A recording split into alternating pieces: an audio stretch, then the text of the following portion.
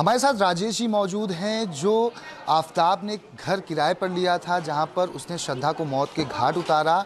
और जब ये किराए पर रहने के लिए आया हुआ था तो राजेश जी वो शख्स हैं जो मकान मालिक थे। मकान मालिक ने राजेश जी को फ़ोन करके ये बताया कि एक नया किराएदार आया हुआ है, उसको पानी के बारे में बता दीजिए कि मोटर कैसे चालू करनी है, कब चालू करनी है, पानी कब कब आता है। तो इस बारे में थोड़ा विस्तार से बता दीजिए, क्योंकि मैं बहुत दूर रहता हूँ। इसलिए राजेश जी मकान मालिक के फ़ोन के बाद आफताब के ऊपर वाले फ्लैट में जाते हैं परिवार को समझाने के लिए। उस दौरान आफताब की मुलाकात राजेश जी से होती है। इन्होंने श्रद्धा को भी उस दौरान देखा था जब दोनों सामान लेकर इस घर में शिफ्ट हो रहे थे। इस घर के बावजूद सामने ही हम मौजूद हैं। राजेश जी, न्यूज़ 24 पे आपका स्वागत है। आपने आफताब से कुछ बातचीत की थी, क्या कुछ हुआ था जब वो यहाँ पर आया था? किसका कॉल आया था कि आपको जाकर आफताब की थोड़ी मदद करनी चाहिए? बातचीत तो देखो मेरी मकान मालिक से जब फ़ोन पे हुई थी तो ऊपर फैमिली वाले आए थे जो इससे ऊपर रहते हैं, उन्हों को मैं समझा रहा था। तो उन्होंने मतलब कि उनको आवाज़ देके बुलाया कि आप भी अपना ये पानी के मोटर के बारे में थोड़ा जानकारी ले लीजिए,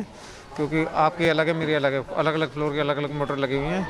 तो उनको मैंने ये समझाया था कि आपका टैंक का ये है, सप्लाई वाला ये है और बोरवेल वाला ये है, ताकि वो ऑपरेट कर सकें पानी को, क्योंकि बाद में तो उनको ही करना है जी। तो मेरी उन्होंने इतनी ही बात हुई थी और बस इतना ही, कुछ ज़्यादा बोले तो थे नहीं।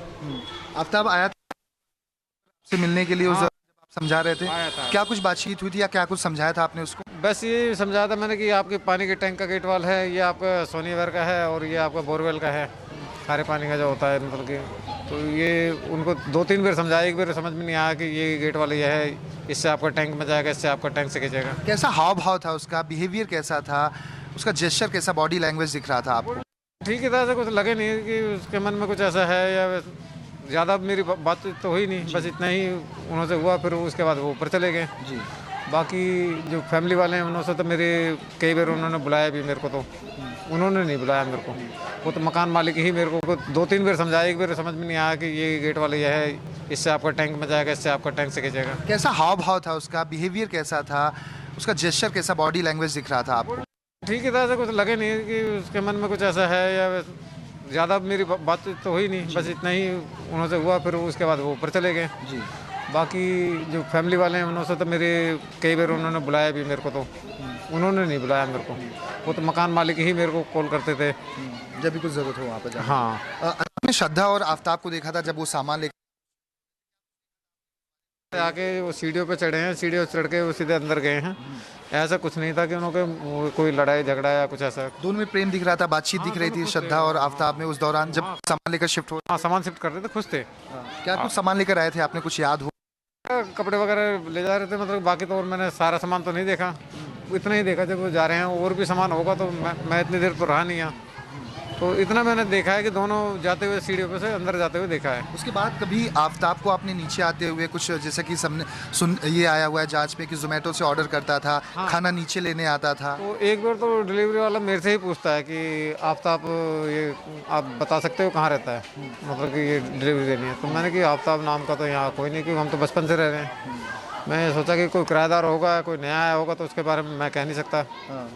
तो उन्होंने फिर कॉल किया, कॉल करके जैसे ऊपर से आया, जब मेरे को पता पड़ा कि ये मुसलमान है, मेरे को तो ये भी नहीं पता था हिंदू है कौन है। ज़्यादा लोगों से घुलता मिलता नहीं था, एकांत रहना, अंदर रहना ही पसंद करता था। हाँ, जितना भी खाने पीने का सामान ऑर्डर करके ही मंगाता था या बाहर से लाता था, यहाँ आसपास कहीं से नहीं लेता, कहीं से होटल से आसपास से नहीं लेता था आसपास। कभी श्रद्धा को बाद में आपने देखा बाहर आते हुए खाना की डिलीवरी के लिए, या यहाँ बालकनी में लोग खड़े रहते हैं, परिवार के अलग लोग? नहीं आई लेने, वही आता था लेने। कभी बालकनी में खड़े होते हुए कभी नहीं? जब आपको ये सूचना मिली या आया खबर कि उसने हत्याकांड को अंजाम दिया, जिस लड़की को आपने देखा था, तो डर लगता है, सिरन पैदा होती है कि? तो हम तो ये सोच रहे थे कि इतना बताओ बेरहम इंसान कैसे हो सकता है।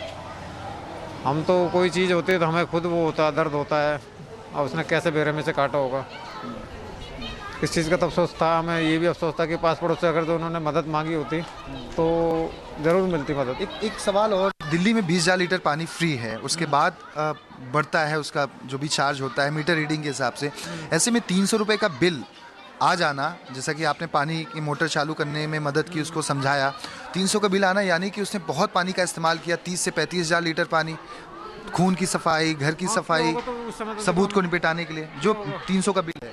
हम तो इस समय रहते नहीं, देखो काम पे रहते हैं, तो हमें पता नहीं कि कितना पानी यूज कर रहा है, कौन क्या कर रहा है। बाकी सुनने वाला रात को मोटर भी चालू करता था। टैंक है, टैंक में पानी स्टोर रहता है तो टैंक से चढ़ा सकता है, जैसे टंकी खाली हो गई तो उसमें तो हम कई बार रात में मोटर वोटर चालू करता था उस समय। मोटर मैंने उसी समय बताया था कि जब उन पे पता नहीं था कि गेट वाल कौन सा है, पानी नहीं आ रहा था उनका, अब वो ऑपरेट नहीं कर पा रहे थे कि कौन सी मोटर है, कौन सा गेट वाल है, क्या क्या है, तो वो चीज़ मैं समझाने गया था। Thank you. राजेश कुमार जी जो बता रहे थे कि किस तरह से वो यहाँ पर आया हुआ था, तो राजेश जी ने उनकी आफ्ताब की मदद की थी। नमस्कार, मैं हूं मानक गुप्ता। अगर आपको हमारा ये वीडियो पसंद आया हो तो इसे लाइक और शेयर जरूर करें, और हाँ, हमें सब्सक्राइब और फॉलो करना ना भूलें ताकि आप देश और दुनिया की कोई खबर मिस ना करें। तो जुड़े रहिए हमारे साथ और देखते रहिए News 24।